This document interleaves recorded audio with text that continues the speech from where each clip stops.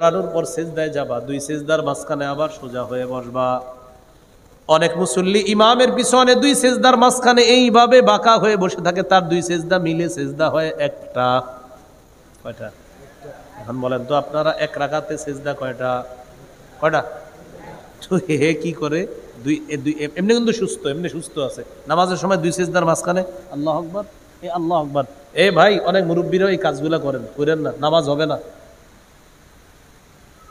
প্রথম সেজদা দেওয়ার পরে ঠিক এই যে দেখেন, এই যে সেজদাটা দিল, এই যে দিছে, এই যে দিছে, এই যে এরকম হবে, এই যে দিছে না, এরকম হবে। দেখছেন দেওয়ার পরে যে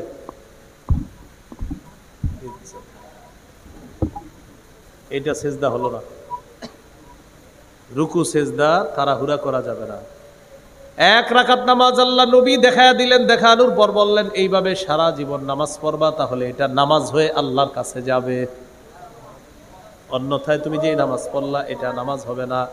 হাজারো লাখো মুসল্লি আছে এমন, যারা আমরা নামাজ পড়ি, নামাজ দেখলে মনে হয় এটা আসলে নামাজ না। এটা কি না? নামাজ। আচ্ছা, কিছু কষ্ট নিয়েন না। এই যে মাহফিলের দিন যে আমরা সুন্নত পড়ি, কিসের দিন বলেন না? বলেন কিসের দিন? বলেন সবাই। মাহফিলের দিন। মাহফিলের প্যান্ডেলে জামাত হয়েছে, জামাত হওয়ার পর সুন্নত পড়ে দেখবেন সবাই সুন্নতটা খুব তাড়াতাড়ি করে, কারণ বসতে হবে, হুজুরের বয়ান শুরু হবে।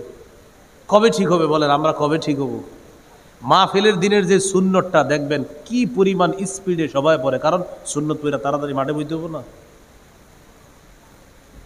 কেন? দুই রাকাত সুন্নত মাগরিবের পরে পড়তে কি আপনার 100 মিনিট সময় লাগে? তো 5 মিনিটের জায়গায় 7 মিনিট লাগুক, সমস্যাটা কোথায়? 2টা মিনিট বেশি লাগলে কেন আমার আপনার এত তাড়াহুড়া? এবং উপস্থাপক সাহেব যিনি উপস্থাপক করবে বা যারা আছে সবার ভিতরে একটা তাড়াহুড়া চলতেছে, মানে তাড়াহুড়া চলতেছে, নামাজের সাথে তামাশা চলতেছে। মাহফিলের দিন মাগরিব নামাজের পর দেখবেন খুব দ্রুত মাইক চালু করা হয় আর বলা হয় এখন আমাদের দ্বিতীয় অধিবেশন শুরু হয়েছে। কেন? মাগরিবের পর যে আমলগুলো আছে এগুলো কে করবে? জিনে। মাগরিবের পর আমল আছে না হুজুর? অনেকগুলো। তো এই আমল কবে হইল? কোন নামাজ? সুন্নত করার পরেই তো মাইক চালু হয়ে গেল। তো বিসমিল্লাহিল্লাযী লা ইয়াদুররু কে পড়বে? কুল হুয়াল্লাহ কে পড়বে 3 বার? ফালাক 3 বার, নাস 3 বার কে পড়বে? এরপরে নামাজের পর আল্লাহুম্মা আনতাস সালাম ওয়া মিনকাস সালাম তাবারাকতা ইয়া যাল জালালি ওয়াল ইকরাম আল্লাহুম্মা আইন্নি আলা যিকরিকা ওয়া শুকরিকা ওয়া হুসনি ইবাদাতিক লা ইলাহা ইল্লাল্লাহ ওয়াহদাহু লা শারীকা লাহু লাহুল মুলকু ওয়া লাহুল হামদু ওয়া হুয়া আলা কুল্লি শাইইন কাদির আল্লাহুম্মা লা মানিআ লিমা আ'তাইতা ওয়া লা মু'তিয়া লিমা মানা'তা ওয়া লা ইয়ানফা'ু যাল জাদ্দি মিনকাল জাদ।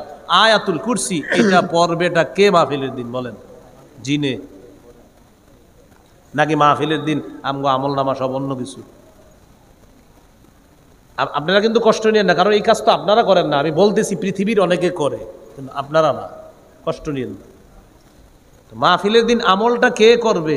এই যে আসসালামু আলাইকুম পইরেই যে শুরু করে দেন সব, তো আমলগুলা কে করবে আজকে?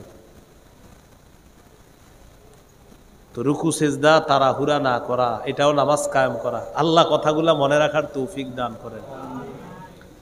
হাদিসের একটা কিতাব আছে সহিহুল জামে, 1671 নম্বর হাদিস। এই হাদিসের মধ্যে আসছে কোন বান্দা যখন নামাজের মধ্যে দাঁড়ায়, উতিয়া বিজুনুবিহি কুল্লিহা, তার গুনাহগুলা তার দুই কাঁধের মধ্যে রাখা হয়। দুই কাঁধের মধ্যে তার গুনাহগুলা রেখে দেওয়ার পর কুল্লামা রাকা আও সাজাদা, যখন এই লোকটা রুকু করে সেজদা করে তার গুনাহগুলা ঝরে পড়া শুরু হয়ে যায়। তাহলে নামাজ কায়েম করা দ্বারা 2 নম্বর উদ্দেশ্য হলো রুকু সেজদাগুলা ধীরস্থির ভাবে করা, মনে থাকবে নি। 3 নম্বর বলেন খুশু খুজুর সাথে নামাজ পড়া। বলেন সবাই, বলেন খুশু খুজুর সাথে নামাজ পড়া। বলেন আলেম ছাড়া অন্য যারা আছেন বলেন তো খুশু খুজু কাকে বলে? কেউ আসেননি বুঝতে পারবেন? হ্যাঁ বলেন না, এটা বাংলা বলেন দেখি। খুশু খুজু কাকে বলে? বুঝবে বুঝবে সবাই তো ছোট। আরে কি কোন জন্মের পরে? হ্যাঁ মাশাআল্লাহ। আরেকজন বলেন ধীরস্থির। আর কেউ আছেন? হ্যাঁ বলেন ধীরস্থির। আর হ্যাঁ হ্যাঁ আচ্ছা মাশাআল্লাহ, মনোযোগের সাথে আবেগের সাথে সবাই মাশাআল্লাহ সুন্দর সুন্দর বলছে। আল্লাহর ধ্যানে, হ্যাঁ এটা অনেকটা সুন্দর হয়েছে।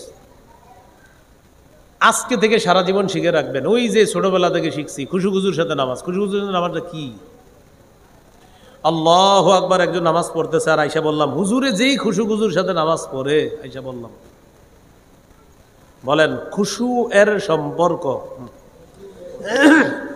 কলবের সাথে, খুজু এর সম্পর্ক অঙ্গ প্রত্যঙ্গের সাথে, আবার খুশু এর সম্পর্ক কলবের সাথে, খুজু এর সম্পর্ক অঙ্গ প্রত্যঙ্গের সাথে। এখন আপনি যে আইসা বললেন হুজুর খুশু খুজুর সাথে নামাজ পড়ে, মনে রাখবেন খুজু দেখা যায়, খুশু দেখা যায় না। খুজু দেখা যায়, আমার হাত আল্লাহকে সেজদা করে, পা আল্লাহকে সেজদা করে, কপাল আল্লাহকে সেজদা করে, এটার নাম খুজু। আমার কপাল আল্লাহকে সেজদা করে, এটার নাম খুজু। আমার হাত আল্লাহমুখী হয়ে আল্লাহকে সেজদা করে, এটার নাম খুজু। আমার কলব যদি আল্লাহকে সেজদা করে, এটার নাম হলো খুশু। এই জন্য খুজু দেখা যায়, খুশু দেখা যায় না। খুজু দেখা যায়, খুশু দেখা যায় না। খুশুর সম্পর্ক কলবের সাথে। কলব যদি আল্লাহমুখী হয়ে ইবাদত করে, এটার নাম হবে খুশু। হাত পা যদি আল্লাহমুখী হয়ে ইবাদত করে, এটার নাম হবে খুজু। দুইটা মিলায় হবে খুশু। এখন দেখেন, আল্লাহু আকবার, আমি খুব সুন্দরভাবে নামাজ পড়তেছি, কলবের মধ্যে আছে আহারে ওই জমিনটা একজনে 2 লাখ কইছে, 2 লাখ 10 হইলে ভালো হইতো। হাইছেন না, শুনেন, আহারে জমিনটা একজনে 2 লাখ কইছে, 2 লাখ 10 হইলে ভালো হইতো।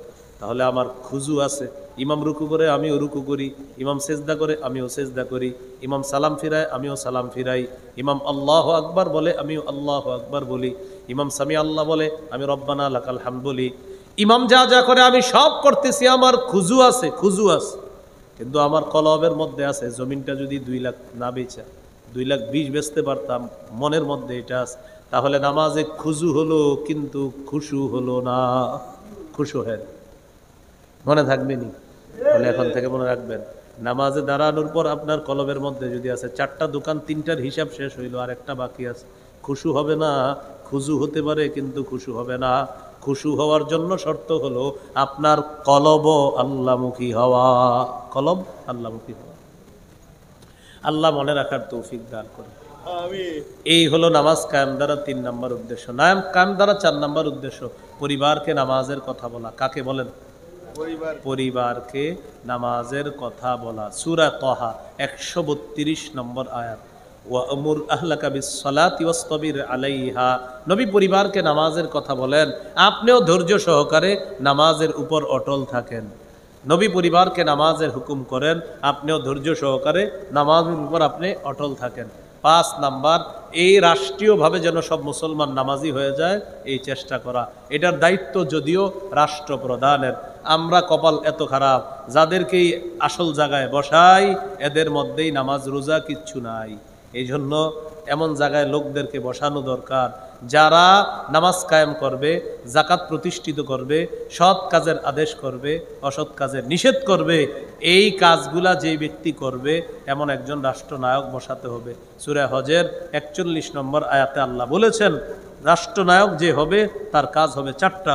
আল্লাযীনা ইম্মাক্কান্নাহুম ফিল আরদি আকামুস সালাহ ওয়া আতাউজ যাকাত ওয়া আমারু বিল মারুফ ওয়া নাহাউ আনিল মুনকার।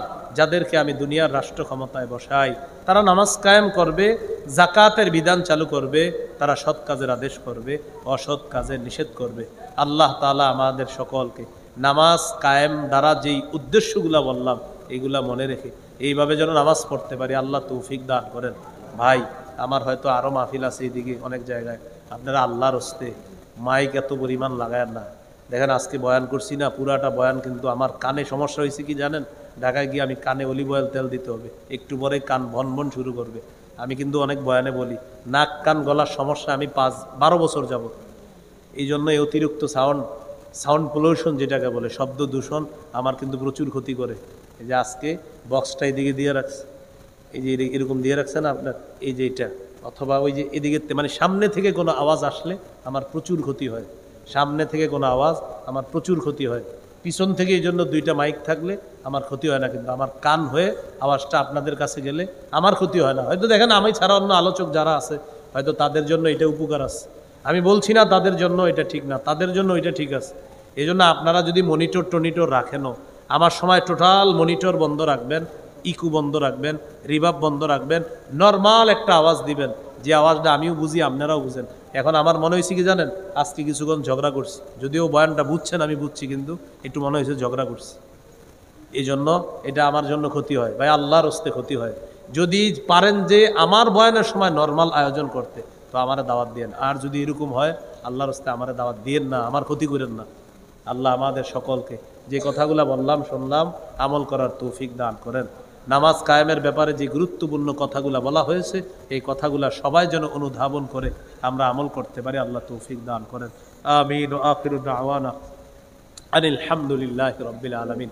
নামাজ সম্পর্কে যে আলোচনাটা, আমার একটা সংকলন আছে মিম্বরের আমানত, এই আমানতের 6 নম্বর খণ্ডে নামাজের আলোচনাটা আপনারা পাবেন। গাড়িতে যদি থেকে থাকে 1 থেকে 6 খণ্ড দেখেন আছে কি না, থাকলে সংগ্রহ করে নিতে পারেন, না থাকলে অনলাইন থেকে সংগ্রহ করে নেবেন। অনলাইনে লিখবেন, লেখলে ওরা আপনার পর্যন্ত পৌঁছায় দিবে। আমিন। ওয়া আখিরু দাওয়ানা আলহামদুলিল্লাহ।